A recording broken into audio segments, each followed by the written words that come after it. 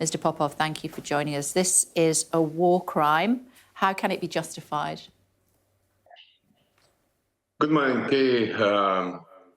Actually, I can tell you, I don't have enough information about this exact case, but I can tell you what, that Russian army isn't attacking civilian infrastructure, as I know, Russian missile has attacked some of the military infrastructure in Kramatorsk this night, and I can confirm you and I can tell you more about this exact case because I don't have enough information, and we will see what our Ministry of Defense will tell us later in the day.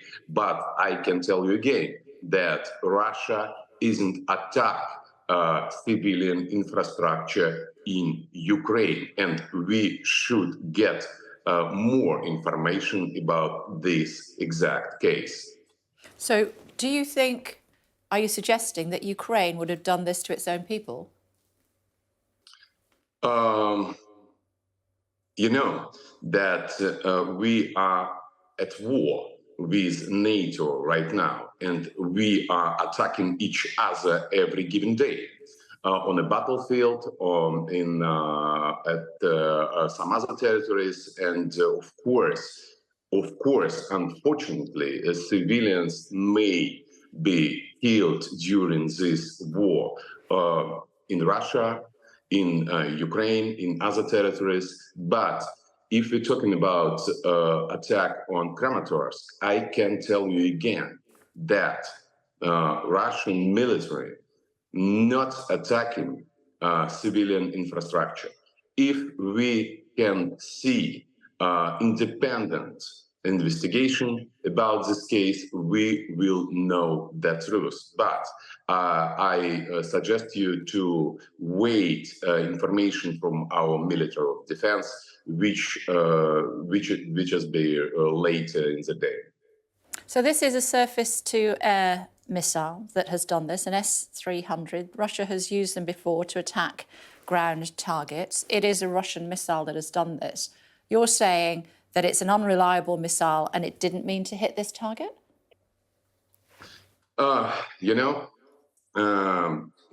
We should see, and we must see what exactly happening in Kramatorsk right now. You, in the West, on Sky News, don't have enough information about this case. You don't have any correspondence in a place. You have correspondent only in Kyiv, and you can't confirm casualties beyond civilians, right?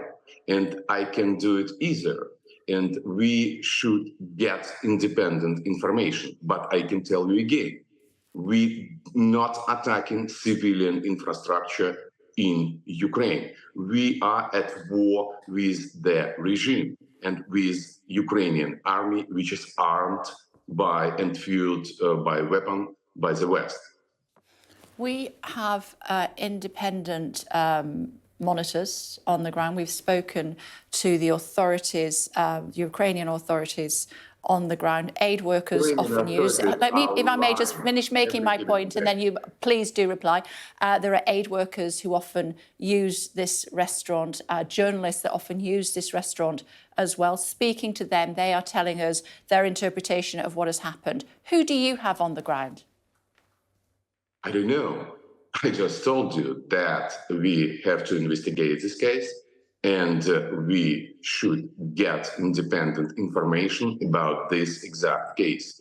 We can see that Ukrainian authorities are lying to us 24/7.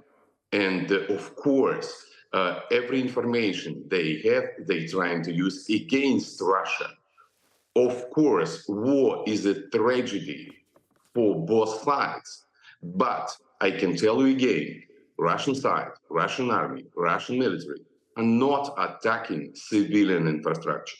And we will get information about this exact case later. We can speak later about it. I don't have enough information. OK, well, we'll wait and see what happens as far as that is concerned, Mr. Popov. Is your president weak? You think so? I don't think so. We have strong state institution. We have stable situation on our country. In our country, we have stable economy situation. You can see on our markets, they are rising today and yesterday they rose.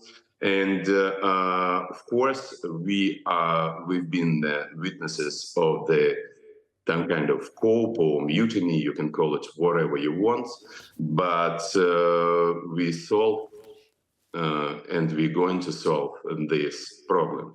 We didn't see any Russian elite, army, police, or other armed groups who supported mutinies.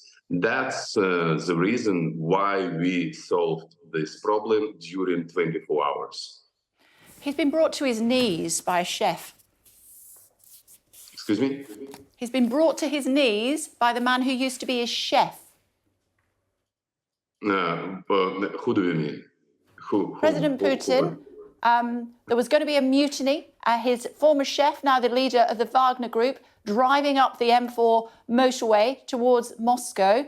You would have thought that he would have taken him and his fighters of the Wagner Group out. He's had to do a deal, and he is now in exile in Belarus. Your president has been brought to his knees by a chef. That's sorry for that. It's you told the stupid some kind of it's a stupid because our president has rights and he elected by the most of Russians. He has rights to do whatever he wants by our constitution. And he has right to make decisions whatever he wants by constitution. And we can see that it's a situation where we